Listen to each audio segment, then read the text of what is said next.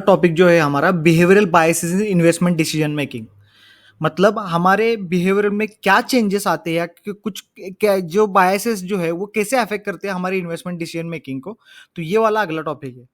ये टॉपिक को देखने से पहले कुछ चीजें हैं जो मैं डिस्कस करना चाहता हूँ। कुछ सब्जेक्ट है जैसे कि बिहेवियरल फाइनेंस नाम का एक सब्जेक्ट है। तो एक यहाँ पे आपको स्लाइड पे एक इमेज दिख रही होगी, डॉक्टर डैनियल कैनामेन। डॉक्टर डैनियल कैनामेन, इनको एक नोबेल प्राइज मिला है क्योंकि उनकी प्रोस्पेक्ट थ्योरी की वजह से। तो उन्होंने एक बुक लिखी है। तो उस बुक का नाम है थिंकिंग फास्ट एंड स्लो। तो उन्होंने उस बुक में दो चीजें बताई है कि system one and system two. अभी सिस्टम वन क्या है, सिंपली उन्होंने क्या बताया कि सिस्टम वन मतलब क्या है कि अगर आप एग्जाम यहाँ पे देखोगे तो 2+2 इमीडिएटली हमारे माइंड में आंसर आता है 4। तो ये फास्ट रिस्पॉन्स देने वाली सिस्टम है वो सिस्टम वन है। लेकिन ये जो मल्टीप्लीकेशन करना है 17 into 24, तो उसको हमें टाइम लगेगा और उसके हमारी पूरी एनर्जी और माइंड लगाना पड़ेगा। तो क्रिटिकल ये सिस्टम थोड़ी स्लो है, इसमें दिमाग थोड़ा स्लो चलेगा। तो ये हुई सिस्टम टू। तो उन्होंने यही कही कि हमारे दिमाग में दो सिस्टम है, system one and system two. तो जितने भी बिहेवियरल फाइनेंस में चीजें आज तक आई है तो उसमें डॉक्टर डैनियल कैनामन का बहुत बड़ा हाथ रहा है। तो आज हम देखेंगे उसी के रिगार्डिंग उनका जो सब्जेक्ट है बिहेवियरल फाइनेंसेस। मतलब इन्वेस्टर डिसीजन मेकिंग के लेते समय क्या क्या उसके बिहेवियरल में चेंजेस आते हैं और क्या क्या बिहेवियरल उसके अफेक्ट करते हैं फाइनेंशियल डिसीजन को। ये आज हम उसमें देखेंगे। तो बिहेवियरल बायस जो पहला है, नहीं उससे पहले हम देखेंगे कि कौन से ऐसे मेजर बिहेवियरल इमोशंस जो है कि जो हमें इन्वेस्टमेंट डिसीजन में अफेक्ट करते हैं। तो फर्स्ट है फियर, दूसरा है ग्रीड और तीसरा है होप। डर, लालच और आशा, ये तीन ऐसे इमोशंस है जो हमारे इन्वेस्टमेंट जर्नी में इन्वेस्टमेंट मेकिंग डिसीजन को अफेक्ट करते हैं। ठीक है, अब हम देखते हैं कि पहला बिहेवियरल बायस वो है अवेबिलिटी ह्यूरिस्टिक या फिर अवेबिलिटी बायस भी उसको कहते हैं। जो इंफॉर्मेशन हमें इजीली अवेलेबल है तो उसका यूज करके हम डिसीजन ले लेते हैं। जैसे कि एक एग्जांपल है इसका कि हम अपने किसी फ्रेंड का उसने सुनते हैं किसी किसी की उसने क्रिप्टो करेंसी में बहुत सारे पैसे बनाए, बिटकॉइन में उसने पैसे बनाए। तो हम इजीली डायरेक्टली जाके बिटकॉइन खरीद लेते हैं कभी कभी, कि अगर उसका डिटेल स्टडी ना करते, ना तो डिटेल में रिसर्च करके, ना तो डिटेल में उसका प्रोडक्ट समझते।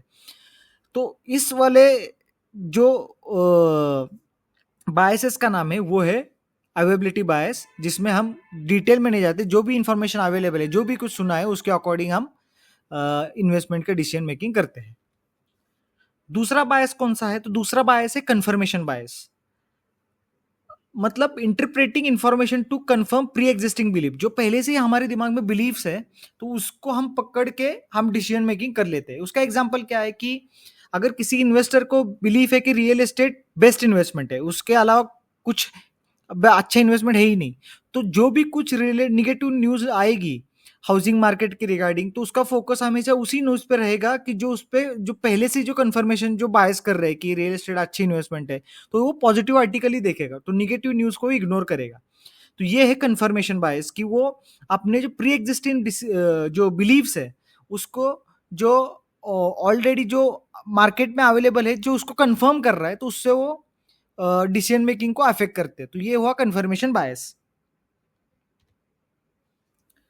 नेक्स्ट है फैमिलियरिटी बायस। मतलब preferring familiar investment over new opportunity. जो पहले से ही जो फैमिलियर इन्वेस्टमेंट है वही हम अफेक्ट कोई उसमें ही इन्वेस्ट करते हैं, न्यू अपॉर्चुनिटी को हम नहीं देखते। जैसे कि इसका एग्जांपल है कि employ only invest in their companies stocks because of its familiar, even though increases their risk of not diversifying. कोई भी कंपनी, अगर कोई एम्प्लॉय बहुत सालों से एक ही कंपनी में काम कर रहा है, फॉर एग्जांपल वही एक टीसीएस में, टाटा कंसल्टेंसी सर्विस में बहुत सालों से काम कर रहा है, उसको लग रहा है वही अच्छा है अच्छा अच्छा है, तो वो उसी के फैमिलियर बायस के कारण उसी कंपनी में बहुत सारा अपना एक्सपोजर ले लेता है और ना तो डाइवर्सिफाई करता है। तो उसको डाइवर्सिफाई न करने की रिस्क बढ़ जाती है, कॉन्सेंट्रेशन रिस्क उसमें बढ़ जाती है। ठीक है, ये हुआ फैमिलियर बायस।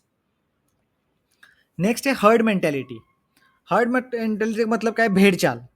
मतलब following crowd rather than making independent decisions. ठीक है, मार्केट ट्रेंड्स को हम ब्लाइंडली फॉलो कर देते हैं कभी कभी क्राउड में, और मिसिंग अपॉर्चुनिटी उसके कारण मिस हो जाती है। उसका एग्जांपल क्या है कि जब जब मार्केट की रैली होती है तो इन्वेस्टर शेयर्स बाय करते हैं बिकॉज ऑफ सब लोग बाय कर रहे हैं।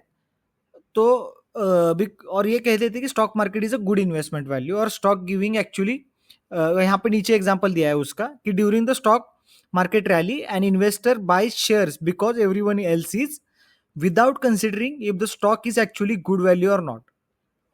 ठीक है, तो ये हुआ हर्ड मेंटालिटी, भेड़ चाल के अगर सारी दुनिया जो कर रही है वही हम करेंगे। फिर है लॉस अवर्जन। लॉस अवर्जन मतलब क्या है कि the preference to avoid losses rather than acquiring equivalent gains. ठीक है, इसका एग्जांपल क्या है, an investor refuses to sells losing stock to avoid realising loss even though holding on to it may lead to significant losses. कभी कभी क्या होता है कि अगर आपने ट्रेडिंग किया है थोड़ा बहुत, तो कभी कभी हमें क्या होता है, लॉस होता है इनिशियल स्टेज में, और वो हम बुक नहीं करते, तो वो लॉस बढ़ता ही जाता है, बढ़ता ही जाता है। तो ये हुआ लॉस अवर्जन बायस। ठीक है, थर्ड है ओवर कॉन्फिडेंस। नेक्स्ट वाला जो बायस है वो है ओवर कॉन्फिडेंस बायस, मतलब ओवर एस्टिमेटिंग वंस एबिलिटी और जजमेंट।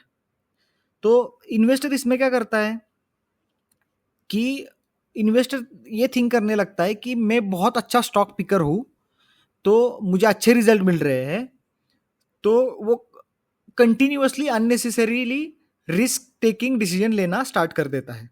क्योंकि अगर मार्केट ऊपर है तो उसको लगने लगता है कि मेरे अच्छे डिसीजन के कारण मुझे अच्छे रिटर्न्स प्राप्त हुए हैं, तो ये उसका ओवर कॉन्फिडेंस आ जाता है और उसके कारण उसको गलत डिसीजन ले लेता है।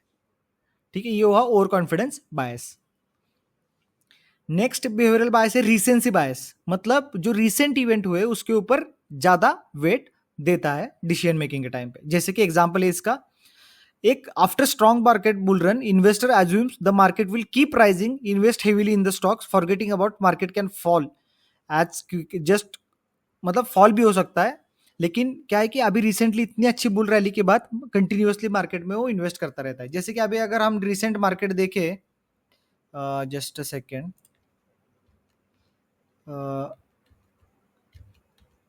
ये अगर हम इन्वेस्टिंग डॉट कॉम पे चले जाए, इन्वेस्टिंग या ट्रेडिंग व्यू पे चलते हैं हम,